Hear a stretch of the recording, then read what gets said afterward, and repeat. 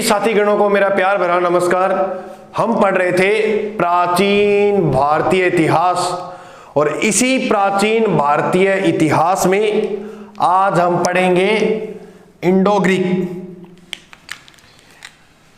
Indo Greek कह सकते हो इसे आप, या सर हम इसे क्या कह सकते हैं, या आप कह सकते हो हिंद यवन आक्रमण। हिंद यवन आक्रमण।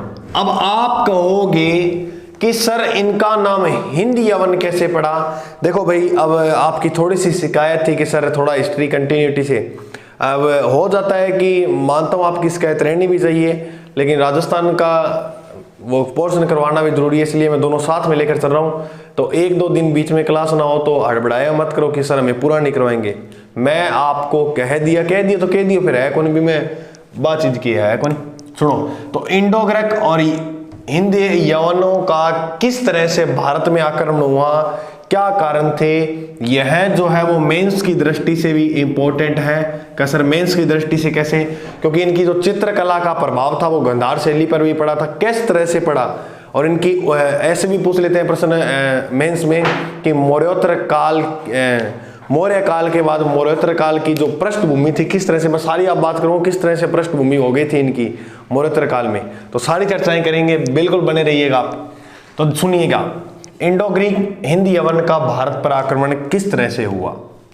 देखो, अनेक कारण माने जाते हैं, जिसमें से सबसे महत्वपूर्ण जो कारण उभर कर आता है ये हमारा क्या है भाई, भारत।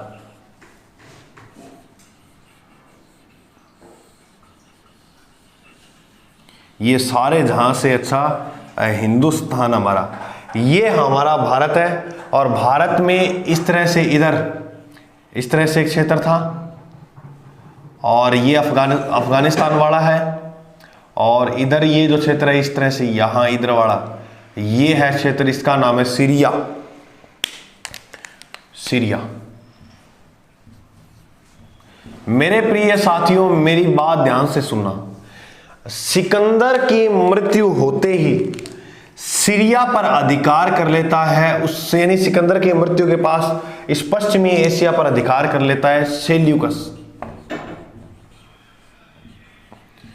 सेल्यूकस निकेटर, बिल्कुल कर लेता है। इधर एक क्षेत्र था जिसका नाम है पार्थिया। इधर एक क्षेत्र था जिसका नाम क्या है भाई, पार्थिया। दक्षिण में एक क्षेत्र था जिसका नाम क्या है, पार्थिया। और उत्तर में एक क्षेत्र था जिसका नाम था वेक्ट्रिया। क्षेत्र का नाम क्या था, वेक्ट्रिया। सुनते रहना मेरी बात ध्यान से। इधर ये हो गई पृष्ठभूमि, जी सर। यहां हमारे क्षेत्र था और इस क्षेत्र का नाम था मगध। क्या नाम था, मगध था, जी सर। सुनना, मगध के अंदर मौर्य वंश ने, यानी सबसे शक्तिशाली मौर्य वंश को माना जाता है। मौर्य का पतन होते ही यहां पर एक नया वंश आता है जिसका नाम है शुंग वंश। शुंग वंश के संस्थापक माने जाते हैं पुष्यमित्र शुंग, क्योंकि यह बृहद्रथ की हत्या कर एक वंश की स्थापना करते हैं, शुंग वंश की। लेकिन यह भी इतनी शक्तिशाली सत्ता नहीं है।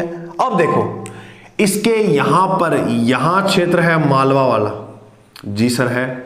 और मालवा जो क्षेत्र है यहां पर एक वंश राज कर रहा था जिसका नाम है वाकटक वंश। ये कभी सुपने में नाम सुने होंगे आपने, रियल में सुन ले हो तो निहाल हो जाएगा, वाकटक वंश।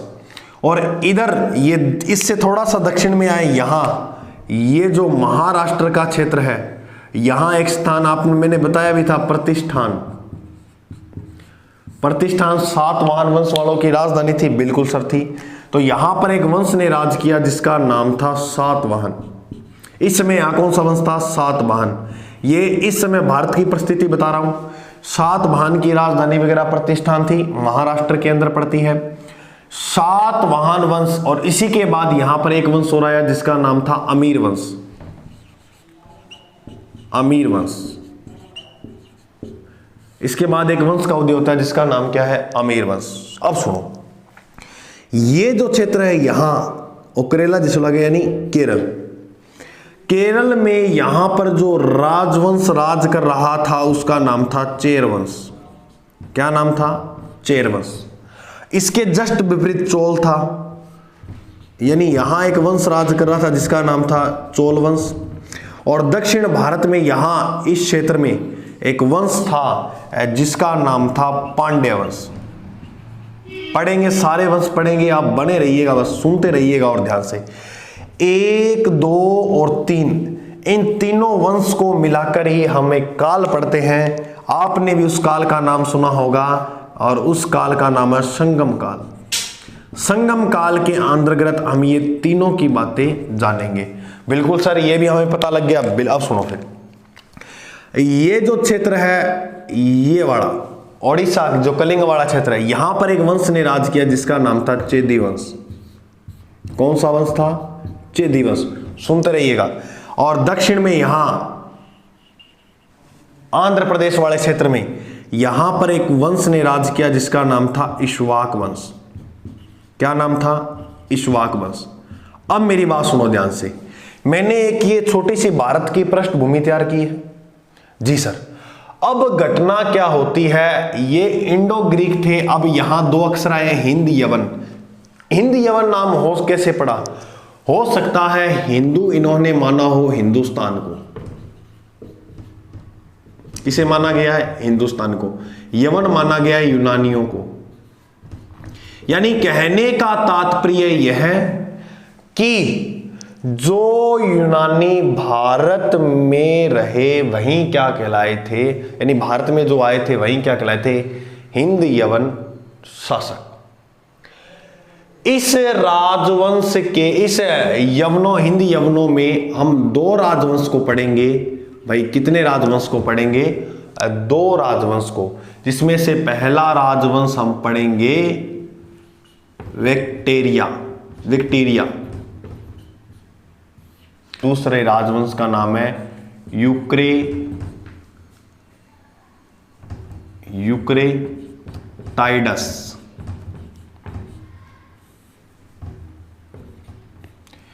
पहला राजवंश पढ़ेंगे जिसका नाम है विक्टोरियन। दूसरा राजवंश पढ़ेंगे जिसका नाम है यूक्रेटाइडस। इस नाम से भी जाना जाता है, इसको एक उपनाम से भी जाना जाता है। सर किस उपनाम से?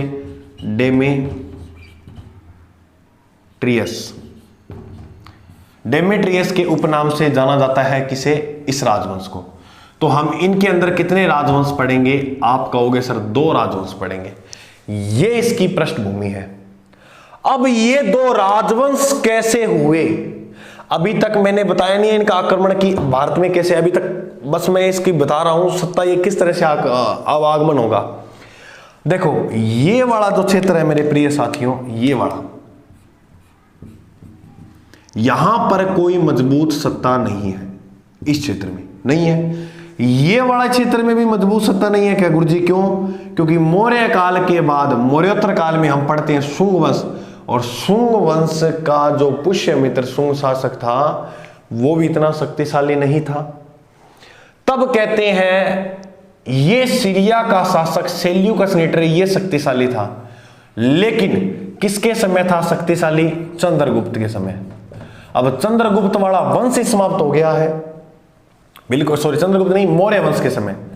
कौन से वंश के समय? मौर्य वंश के समय।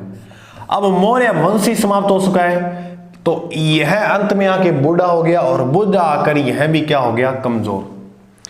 अब इन्होंने फायदा देखा विक्टोरिया क्षेत्र वाले क्षेत्र लोगों ने, और इन्होंने फायदा देखते हुए यहां से यह आगे बढ़े, और आगे बढ़ते बढ़ते बताते हैं यहां तक ही पहुंचे। भारत में नहीं, भारत में कौन आया उसकी भी चर्चा करेंगे। आगे बढ़े थोड़ा सा, ये इस क्षेत्र में आगे बढ़े, तब इसने सोचा कि यहां पर एक अच्छी स्थापना की जाए, एक वंश बसाया जाए। तब बताते हैं इस एक वंश की स्थापना होती है यहां, जिस वंश का नाम क्या है? इस विक्टोरिया क्षेत्र में एक वंश की स्थापना है जिसका नाम क्या है? विक्टोरियन। इस वंश के बात समझाता हूं। यहां विक्टोरिया जो क्षेत्र है, इस क्षेत्र, ये अफगानिस्तान वाला क्षेत्र है, इस क्षेत्र पर एक वंश की स्थापना की जिसका नाम था विक्टोरियन वंश। इसका सबसे सर्वश्रेष्ठ और भारत पर आक्रमण करने वाला राजा हुआ था डेमेट्रियस, इसलिए हो सकता है इसके नाम पर इसका नाम क्या रख दिया? डेमेट्रियस वंश। इस वंश के जो संस्थापक थे वो थे डायोडोटस। कौन थे? डोयोडोट्स। इसके बाद एक राजा हुए जिनका नाम था डोयोडोट्स द्वितीय। सुनते रहना, मैं क्या कह रहा हूं, अब कह रहा हूं वो राइट है। इसके जो संस्थापक हैं वो डोयोडोट्स। इसके बाद जो राजा हुए उनका नाम था डोयोडोट्स द्वितीय है। उसके बाद फिर एक राजा हुए जिसका नाम था यूथिडेमस, और इस यूथिडेमस के पुत्र थे, संस्थापक ये हो गया। इसके बाद डोयोडोट्स द्वितीय हुए, इसके बाद हुए यूथिडेमस, और इस यूथिडेमस के पुत्र थे जिनका नाम था डेमेट्रियस, जिसका नाम क्या था? डेमेट्रियस। बिल्कुल, क्या नाम था भाई? डेमेट्रियस। अब सुनना मेरी बात ध्यान से सुनना। अब डेमेट्रियस ने क्या किया, यहां से आगे बढ़ता हुआ उत्तरी पंजाब को जीत लिया। किसको जीता? उत्तरी पंजाब को। उत्तरी पंजाब के ऊपर अधिकार करता हुआ यह अपनी राजधानी बनाता है। किसको भाई? शाकल को। शाकल को जो क्या है वो अपनी बनाता है राजधानी। शाकल का एक उपनाम भी मिलता है, सियालकोट नाम मिलता है। शाकल का एक उपनाम क्या मिलता है? सियालकोट।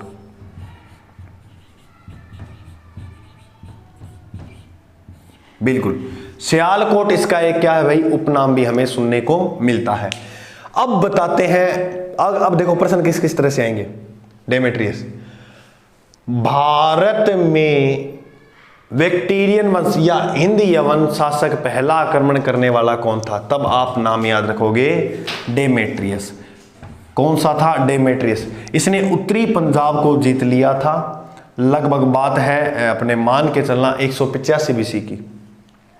उत्तरी पंजाब को जीत लिया था और अपनी जो राजधानी है वो किसको बनाया? शाकल को। शाकल को यह अपनी क्या बनाता है मेरे प्रिय साथियों? उसकी जानकारी मिलती है, वो कहां मिलती है? बिल्कुल करेंगे बात, बिल्कुल करेंगे, सुनना ध्यान से। ये भी मैं साफ कर देता हूं, मैं एक बार फिर से अच्छी तरह से सुंदर सुंदर बना देता हूं, बिल्कुल आपको समझ में आ जाएगा। अब ऐसे मानना कि आपने वो समझा था, अब लिख लो, अब लिख लेना। पहला जो राजा था उसका नाम था डोयोडोट्स, यानी इसे हम कह सकते हैं इस वंश का क्या है? यह है संस्थापक। बिल्कुल, किस वंश का सर? तो हमने दो वंश की बात की थी, यह वेक्टेरियन वंश का संस्थापक है। किस वंश का? वेक्टेरियन। क्षेत्र अफगानिस्तान में पड़ता है इस वेक्टेरियन वंश वाला। यह प्रथम राजा था। इसके बाद जो शासक हुआ उसका नाम था डोयोडोट्स द्वितीय।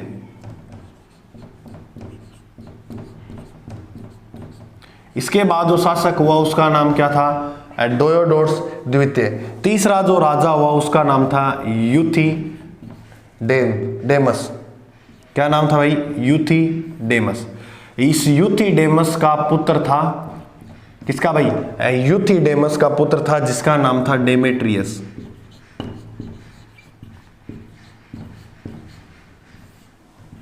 मेन जो है भारत पर आक्रमण करने वाला वो कौन सा है? ये, यानी भारत की सीमा पर प्रवेश किया। भारत की सीमा में क्या किया? प्रवेश। अब आप कहोगे सर प्रवेश कब किया? तो 185 बीसी। सर अब हमें इतनी बात आपने बता दी कि इसने प्रवेश किया, क्या पता लगता है कि इसने प्रवेश किया? यानी जानकारी के जो परिणाम मिलते हैं वो कहां देखने को मिलते हैं? बिल्कुल सारी बात है, जायज बात है। आपने नाम सुना होगा मालविका अग्निमित्र का।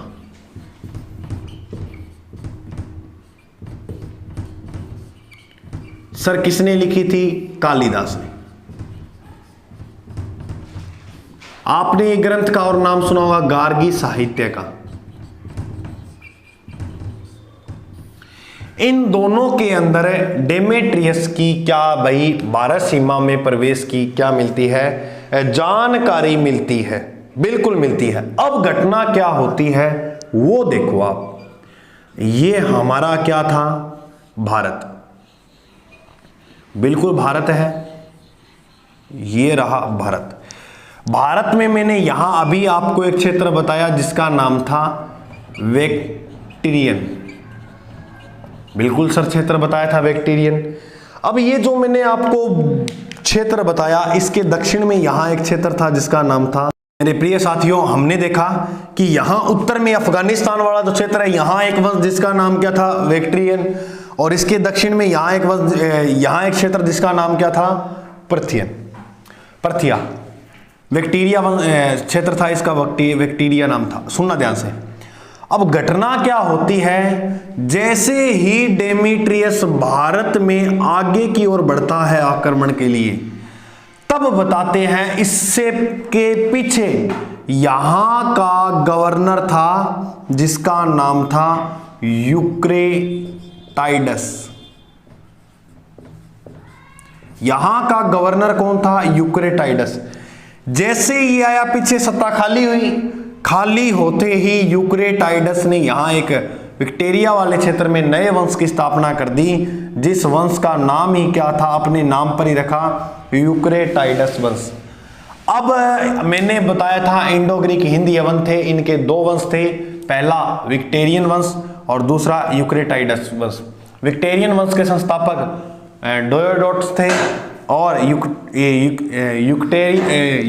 यूक्रेटाइडस के संस्थापक जो थे वो यूक्रेटाइडस थे। अब बताते हैं कि यूक्रेटाइडस का जो साम्राज्य था वो यहां से एक नदी निकलती है जिसका नाम है झेलम। झेलम नदी से लेकर ये विक्टोरिया वाला क्षेत्र जो है, ये वाला क्षेत्र, ये किसके अंडर में था, ये तो इस वंश के अंडर में था। जो झेलम से आगे यहां पर जो है कौशांबी, यहां तक जो क्षेत्र था वो किस वंश का था, तो वह विक्टोरियन वंश का था, विक्टोरियन वंश का। विक्टोरियन वंश का ही ये जो क्षेत्र था वो यहां आगे तक फैला हुआ था। और अब सुनो, अब घटना क्या होती है, इस विक्टोरियन वंश के ही एक शासक होते हैं इसके बाद जिसका नाम आता है मिनांडर। इस वंश के सबसे महान जो राजा थे, जो महान यवन शासक माने जाते हैं, वो किसे कहा जाता है, वह कहा जाता है मिनांडर काल माना जाता है। वह 160 ईसा पूर्व से 120 ईसा पूर्व तक माना जाता है। इसी मिनांडर ने बताते हैं सोने के सिक्के चलाए।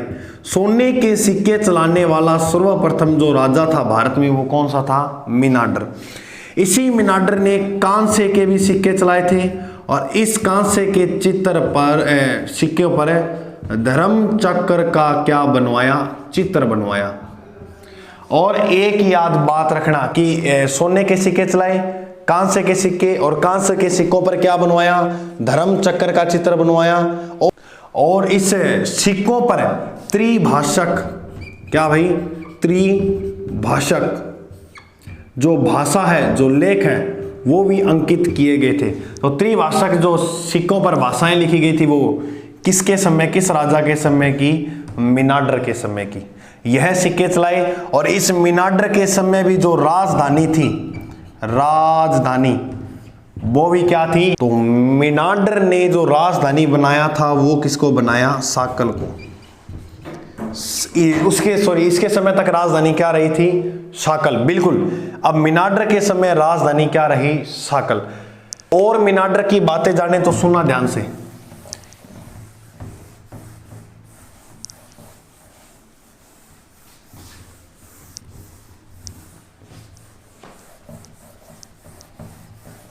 इसी वंश का राजा, ये विक्टोरियन वंश का शासक ही है।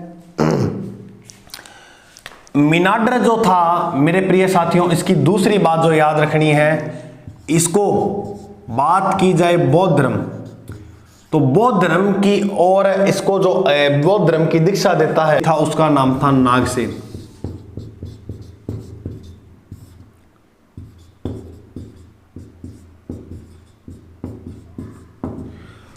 बौद्ध धर्म की ओर जो प्रसारित किया था मिनांडर को, वो किसने किया था, तो ये बात भी याद है। और इसे बौद्ध साहित्यों में, कहा भाई, बौद्ध साहित्यों में मिलिंद कहा गया है। क्या कहा गया है? मिलिंद कहा गया है। इसे बौद्ध साहित्यों के अंदर मेरे प्रिय साथियों क्या कहा गया है? मिलिंद कहा गया है। बिल्कुल। तो इस मिनांडर की इतनी बातें, महान शासक, त्रिभाषक लेख युक्त मुद्राएं चलाई, सोने के सिक्के चलाए, कांस्य के सिक्के जिस पर धर्मचक्र का चित्र बनवाया, राजधानी साकल थी, बौद्ध धर्म नागसेन ने इसको दीक्षा दी बौद्ध धर्म की, और बौद्ध साहित्यों में मिलिंद कहा गया है।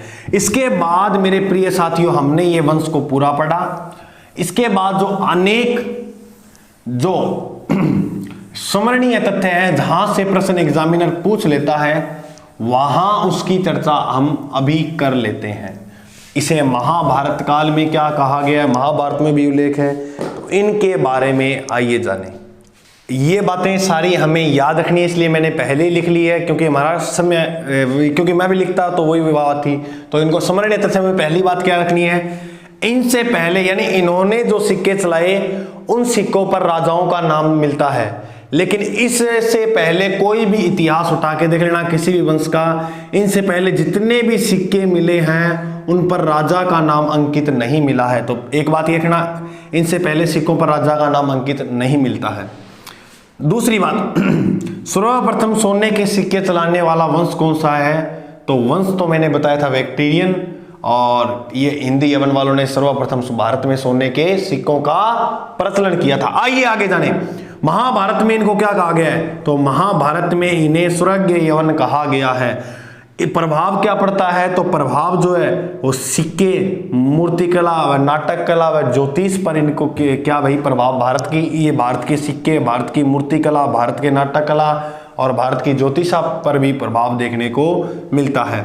अब एक बात आप याद रखना, छोटी सी बात है, यूक्रेटाइडस वंश का जो अंतिम शासक था उसका नाम क्या था? हर्मियस। क्या नाम था भाई? हर्मियस। बिल्कुल सिंपल सा आसान सा वंश था, हमने पढ़ा।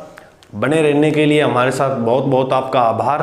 देखो मेरे को कहते हैं सर इसके नोट्स वगैरह, तो देखो कोई भी मैं नोट्स वगैरह प्रोवाइड करवाता होता हूँ, तो अपना टेलीग्राम चैनल है जीके बाय अजय सर नाम से, जीके बाय अजय सर नाम से, तो इससे आप जुड़ जाइए। या आप देखो डिस्क्रिप्शन बॉक्स खोलो तो यहाँ आपको मेरे मोबाइल नंबर भी मिल जाएंगे, व्हाट्सअप नंबर मिल जाएंगे, और यहाँ पर लिंक वगैरह जो है, मतलब कोई भी क्लास देखनी हो उसके लिंक भी आपको यहीं मिल जाएंगे। बिल्कुल। तो साथियों मिलते हैं अगले भाग में, तब तक के लिए पढ़ते रहिए, मस्त रहिए।